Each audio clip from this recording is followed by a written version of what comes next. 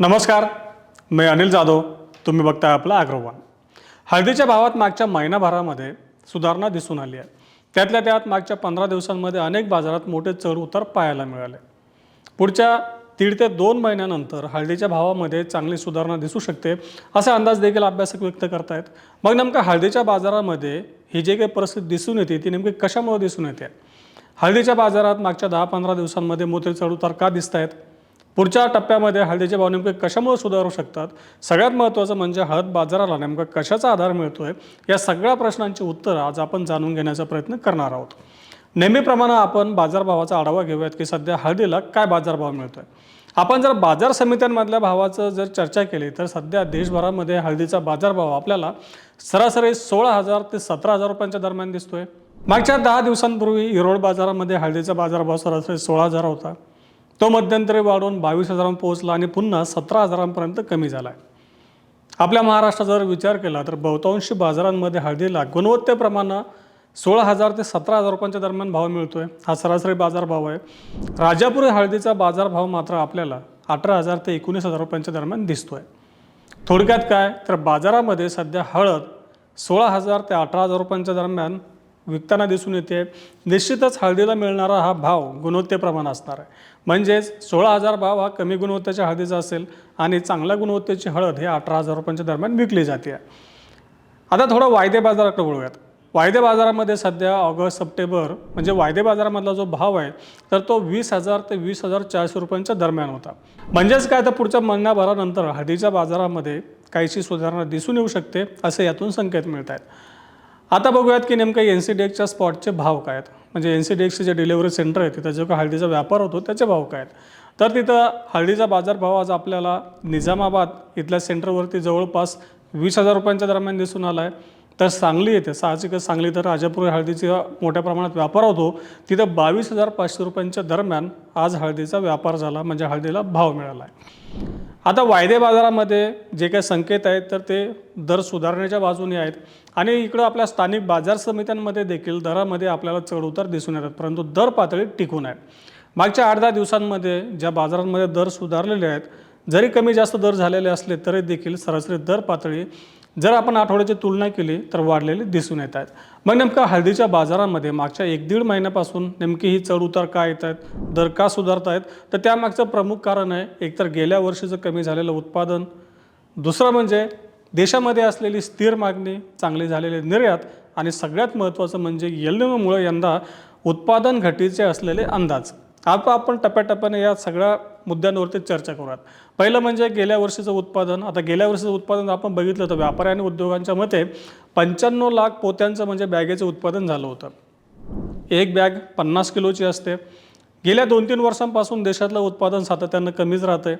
देशातला जर आपण वापराचा अंदाज केला म्हणजे देशातील एकूण हळदीची जर मागणी असेल तर ती 105 ते 110 लाख पोत्यांच्या दरम्यान असते असं देखील उद्योगांचं म्हणणं आहे. यामध्ये निर्यातीचा देखील समावेश आहे. आता गेल्या वर्षीच्या हंगामातला जो काही शिल्लक स्टॉक होता म्हणजे शिल्लक साठा आपण ज्याला म्हणतो तर तो 15 ते 20 लाख पोत्यांच्या दरम्यान होता असं देखील उद्योगांनी सांगितलं आहे. म्हणजेच चालू हंगामामध्ये देशातला हळदीचा जो काही पुरवठा आहे तर तो 120 ते 125 लाख बॅगेच्या दरम्यान आहे आणि त्यापैकी जवळपास 110 लाख बॅगेंचा वापर होऊ शकतो असं बॅलन्स शीट उद्योगांनी मांडलेलं आहे. आता खरी जी गेम आहे तर ती आहे यंदाच्या उत्पादनामध्ये. आता उद्योगांनी सांगितलं की ऐन लागवडीच्या कालावधीमध्ये हळदीला चांगला भाव मिळतो आहे. बहुतांश बाजार समित्यांमध्ये मागच्या महिनाभरापासून बाजारभाव 15,000 ते 17,000 रुपयांच्या दरम्यान होते. सध्या बाजारभाव सुधारलेले आहेत.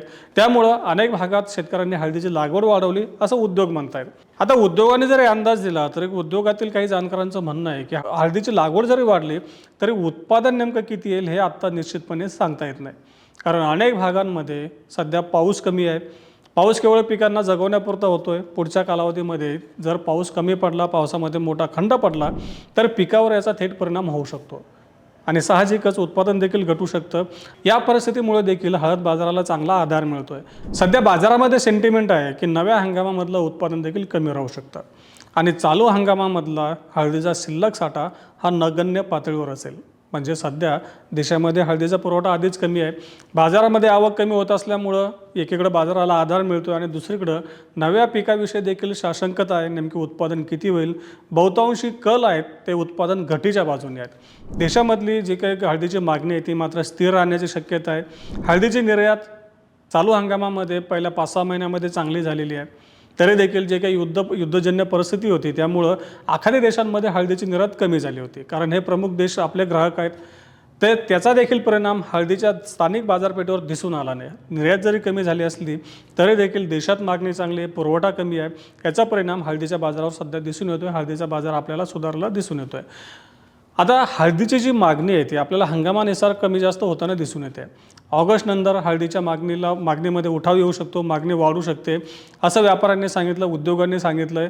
दिवाळी तसंच सणवाराची जी मागणी असते ती ऑगस्टच्या शेवटच्या आठवड्यापासून यायला सुरुवात होईल, तेव्हा हळदीला मागणी वाढलेली असेल, परंतु बाजारामधली आवक मात्र कमी झालेली असेल. याचा आधार निश्चितच हळदीच्या बाजाराला मिळू शकतो असा अंदाज अभ्यासकांनी व्यक्त केला आहे. त्यामुळे हळदीच्या बाजारामध्ये निश्चितच पुढच्या 1.5-2 महिन्यांमध्ये सुधारणा दिसू शकते असे संकेत बाजारातून मिळत आहेत.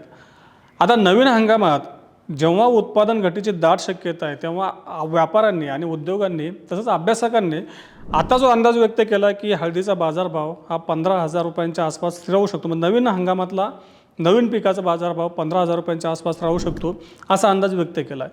आता ह्या आजच्या परिस्थितीवर अवलंबून असलेला अंदाज आहे. भविष्यामध्ये हळद पीक आहे, बाजारामधली मागणी आहे, निर्यात आहे, या सगळ्यांमध्ये बदल दिसून आल्यानंतर किंवा पिकावर जर समजा कमी पावसात जास्तच परिणाम दिसून आला तर या दर पातळीचा जो अंदाज आहे तो देखील बदलू शकतो. त्यामुळं हळद बाजारामध्ये ज्या घडामोडी घडत आहेत, स्थानिक आपल्या पिकामध्ये ज्या काही घडामोडी घडत आहेत त्याकडे बारकाईने लक्ष ठेवून असावं लागणार आहे. या पुढच्या टप्प्यात हळद बाजारात नेमकं काय घडामोडी घडतात, त्याचा बाजारावरती काय परिणाम होतो याचा आपण वेळोवेळी आढावा घेतच राहू. त्यासाठी आपल्या ॲग्रोच्या चॅनलला नक्की सबस्क्राईब करा आणि हा व्हिडिओ जास्तीत जास्त शेतकऱ्यांपर्यंत पोहोचवण्यासाठी लाईक आणि शेअर करायला विसरू नका.